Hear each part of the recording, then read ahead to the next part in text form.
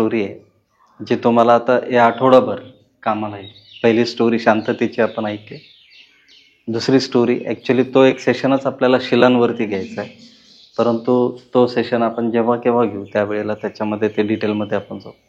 ती स्टोरी मला आठवली म्हणून मी आता शेअर करतो.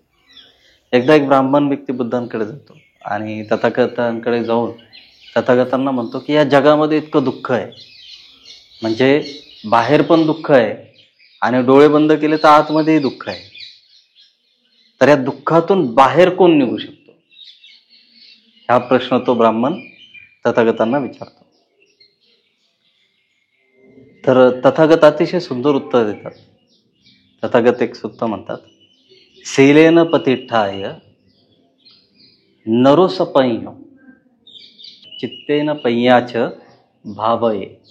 याचा अर्थ असा होतो, शीलेन पतिष्ठाय म्हणजे जो शीलामध्ये प्रतिष्ठित झालेला आहे, नरोसपय्य म्हणजे असा नर, असा व्यक्ती, असा भिक्खू, अशी भिक्खुनी, चित्तेन पय्याच भावये, जो शिलेमध्ये प्रतिष्ठित झालेला आहे असा नर, असा व्यक्ती प्रज्ञेची भावना करतो, तोच व्यक्ती या संसारातल्या दुःखांच्या जटांना तोडू शकतो.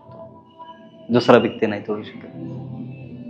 म्हणजे बुद्धांनी किती सुंदर पद्धतीने याचं विश्लेषण केलं. तर रूट काय आपलं ध्यानाचं, ते आहे शील.